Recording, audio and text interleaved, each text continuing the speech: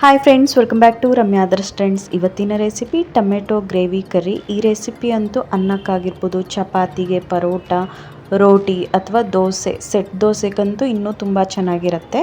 ಈ ರೆಸಿಪಿ ತುಂಬ simple and ಈಸಿಯಾಗಿ ಮಾಡ್ಕೋಬೋದು. ರೆಸಿಪಿ ನೋಡೋದಕ್ಕಿಂತ ಮೊದಲನೇದಾಗಿ ಇನ್ನೂ ಯಾರಾದರೂ ನನ್ನ ಚಾನಲ್ನ ಸಬ್ಸ್ಕ್ರೈಬ್ ಮಾಡ್ಕೊಂಡಿಲ್ಲ ಅಂದರೆ ಸಬ್ಸ್ಕ್ರೈಬ್ ಮಾಡ್ಕೊಳ್ಳಿ.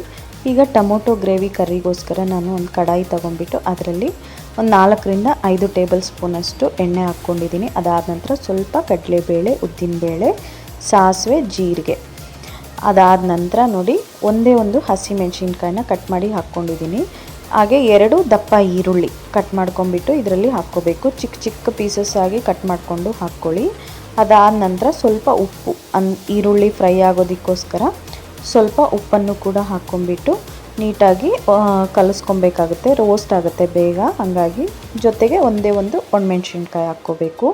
ಒಣಮೆಣ್ಸಿನ್ಕಾಯಿ ಹಾಕ್ಕೊಂಡ ನಂತರ ಸ್ವಲ್ಪ ಕರಿಬೇವಿನ ಸೊಪ್ಪು ಕೂಡ ಹಾಕ್ಕೊಂಬಿಟ್ಟು ಈ ಒಗ್ಗರಣೆ ಎಲ್ಲದನ್ನು ಕೂಡ ಸ್ವಲ್ಪ ನೀಟಾಗಿ ಬ್ರೌನ್ ಕಲರ್ ಬರೋವರೆಗೂ ಕೂಡ ಫ್ರೈ ಮಾಡ್ಕೊಬೇಕಾಗುತ್ತೆ. ನೋಡಿ, ಈರುಳ್ಳಿ ಸ್ವಲ್ಪ ಲೈಟಾಗಿ ಬ್ರೌನಿಷ್ ಆಗಬೇಕು, ಕುದ್ದಿದೆ ಅಂತ.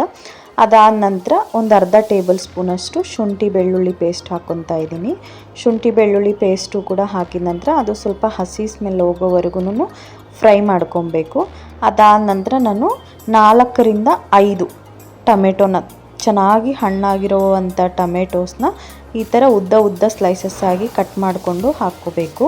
ನೋಡಿ, ಮೊದಲೇ ಕಟ್ ಮಾಡಿ ಇಟ್ಕೊಂಡಿರ್ತಕ್ಕಂಥ ಒಂದು 1/4 kg ಅಂದಾಜು ಹೇಳಬೇಕು ಅಂತ ಅಂದರೆ 1/4 kg ಟೊಮೆಟೋಸ್ನ ಈ ಥರ ಕಟ್ ಮಾಡಿಕೊಂಡು ಹಾಕ್ಕೊಬೇಕು ಅದರಲ್ಲಿ. ಅದಾದ ನಂತರ ಅರ್ಧ ಟೇಬಲ್ ಸ್ಪೂನು ಅರಿಶಿನ ಪುಡಿ, ಅರ್ಧ ಟೇಬಲ್ ಸ್ಪೂನಷ್ಟು ಧನಿಯಾ ಪೌಡರ್ ಕೂಡ ಹಾಕ್ಕೊಬೇಕಾಗುತ್ತೆ. ಹಾಕ್ಕೊಂಡ ನಂತರ ಸ್ವಲ್ಪ ಅದನ್ನು ಹೀಟ್ ಆಗೋದಕ್ಕೆ ಬಿಡಿ, ಸಿಮ್ಮಲ್ಲೇ ಇಟ್ಕೊಂಡು ಹಾಕ್ಕೊಳ್ಳಿ. ಅದಾದ ನಂತರ ಒಂದು ಅರ್ಧ ಟೇಬಲ್ ಸ್ಪೂನಷ್ಟು ರುಚಿಗೆ ತಕ್ಕಷ್ಟು ಉಪ್ಪನ್ನು ನೋಡ್ಕೊಳ್ಳಿ. ಈಗ ನೋಡಿ, ಇದನ್ನು ಸ್ವಲ್ಪ ಲೈಟಾಗಿ, ಅಂದರೆ ಟೊಮೆಟೊದಲ್ಲಿರ್ತಕ್ಕಂಥ ನೀರಿನ ಅಂಶ, ಹುಳಿ ಅಂಶ ಇರುತ್ತೆ ಅಲ್ವಾ, ಅದೆಲ್ಲ ಕೂಡ ಬಿಟ್ಕೊಳ್ಳೋವರೆಗೂ ನಾವು ಸಿಮ್ಮಲ್ಲಿ ಇಟ್ಕೊಂಡ್ಬಿಟ್ಟು ಸ್ಟವನ್ನು ಕಡಿಮೆ ಮಾಡಿಕೊಂಡು ನಾವು ನೀಟಾಗಿ ಸ್ವಲ್ಪ ಫ್ರೈ ಮಾಡ್ಕೊಬೇಕಾಗುತ್ತೆ.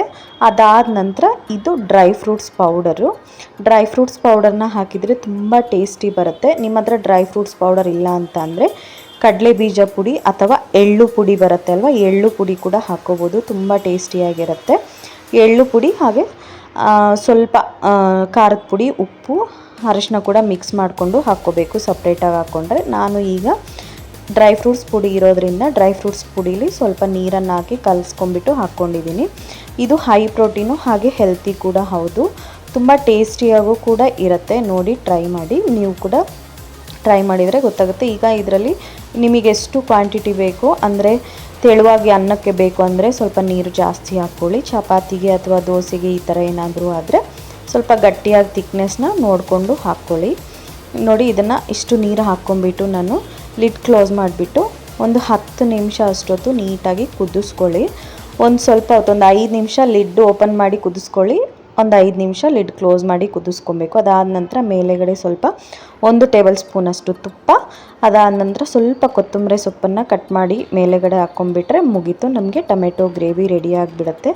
ನೋಡಿದ್ರಿ ಅಲ್ವಾ, ಎಷ್ಟು ಸಿಂಪಲ್ ಆ್ಯಂಡ್ ಈಸಿಯಾಗಿ ಮಾಡ್ಕೋಬೋದು. ಟೊಮೆಟೋಸ್ ಇದ್ದರೆ ತುಂಬ ಟೇಸ್ಟಿಯಾಗೂ ಕೂಡ ಇರುತ್ತೆ. ನೀವು ಕೂಡ ತಪ್ಪದೆ ಟ್ರೈ ಮಾಡಿ ಈ ರೆಸಿಪಿ ಇಷ್ಟ ಆದರೆ ಲೈಕ್ ಮಾಡಿ, ಶೇರ್ ಮಾಡಿ, ಹಾಗೆ ಸಬ್ಸ್ಕ್ರೈಬ್ ಮಾಡೋದು ಮಾತ್ರ ಮರಿಬೇಡಿ. ನೀವಿನ್ನೂ ಏನಾದರೂ ನನ್ನ ಚಾನಲ್ನ ಸಬ್ಸ್ಕ್ರೈಬ್ ಮಾಡ್ಕೊಂಡಿಲ್ಲ ಅಂದರೆ ಸಬ್ಸ್ಕ್ರೈಬ್ ಮಾಡ್ಕೊಳ್ಳಿ, ಹಾಗೆ ಬೆಲ್ ಐಕಾನ್ನ ಕೂಡ ಕ್ಲಿಕ್ ಮಾಡ್ಕೊಳ್ಳಿ.